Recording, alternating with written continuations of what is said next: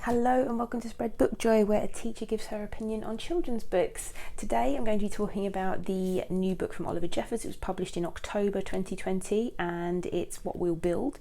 And I can't talk about this without first mentioning that it's a follow-on from his hugely successful book Here We Are, which was published in 2017.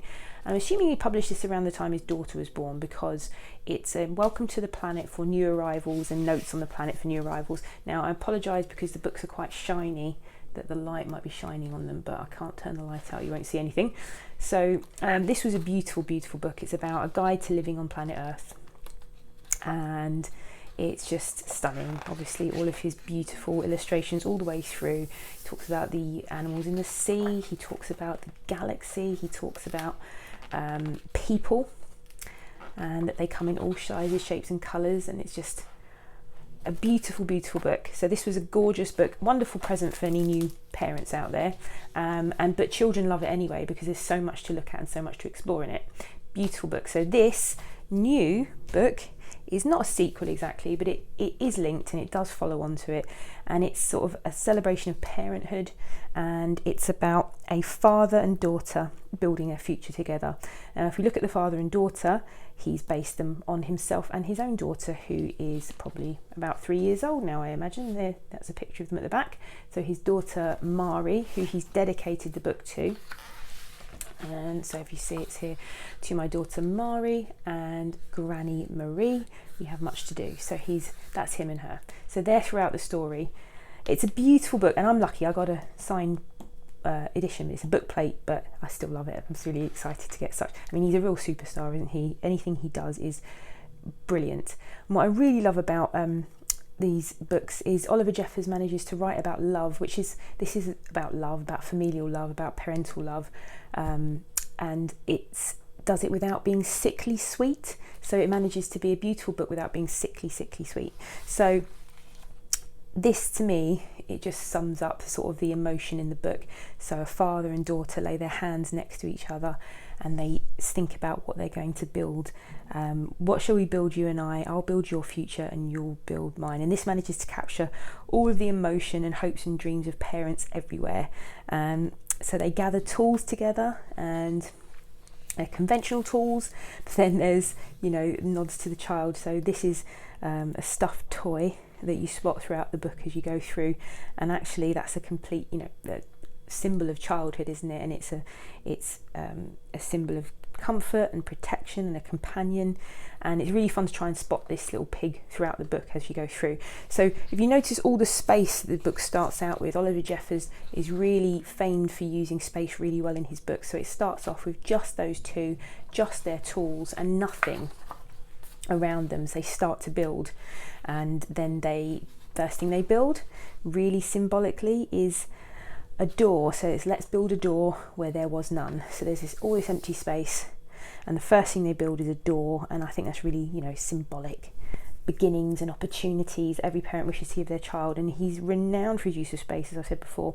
And as you go through and as they build things, the space fills up with the things that they build. So they first off they build a house, build a home, and then they sort of start thinking about building each other's futures, and within that there's all the things, all the hopes and dreams of things they both have together. So you've got some big dreams, a big travel and trips and education, and then some small ones, having ice cream, and then you've got music and toys and all sorts of things here. It's a really nice book, and it's a nice stimulus for discussion as well. So as it goes through as well, in amongst the hopes and dreams, does talk about anxieties and acknowledges the world isn't always the place. It can be quite a scary place. So we've got they build some love to set aside and build a hole where we can hide, because I think sometimes we all need somewhere we can escape to and hide from things. And then, which surprised me quite a bit when I read it, it said a fortress to keep our enemies out and higher walls for when they shout. And she's sort of shouting at all her enemies who are outside trying to get in. But it kind of acknowledges a parent's need to keep their children safe, but also then on the next page it talks about forgiveness and sort of don't always lose and don't always win, and it's sort of about mending fractured relationships, and there's always hope of reconciliation with those people that we think of as enemies. So a message that lots of us could stand to hear, really. So building a table to drink our tea and say sorry, and mending those fences. So I just think it's a beautiful book. It's lovely. It's a really good stimulus for discussion about fears and worries and hopes and dreams, and it's a really good book for this current year. Obviously, during the pandemic, children have been affected by it emotionally and worry about the future, but this is a really hopeful book because it just talks about all the possibilities of things that they want to do, all their dreams and hopes, and we can still have these dreams and hopes, and just at the moment everything seems to be such doom and gloom. This is a really positive book and it's just beautiful. So they talk about building tunnels anywhere and roads to the moon, and then there's an acknowledgement that they need a comfy place to rest and a place to keep all their things safe, and a place to stay when all is lost, to keep the things we love the most. And that store of love that they've built up in the previous page, when it said build some love to set aside, which is what it says down here. Then later on, you know, they've got that store of love to rely on when things get hard. So we put these favourite things beside the earlier love we set aside. And then it says, I think that we may want them later when times are hard and needs are greater. So acknowledging that life isn't always smooth, but you can build up your store of strength. You can build up this store of love and rely upon it and use it when times are tough. So it's a fantastic book. I think it's a really good opportunity to talk to children about their worries, but also about their hopes and their dreams, and to reassure them that we're all there to support each other. And I think that's just a beautiful message, particularly for these times.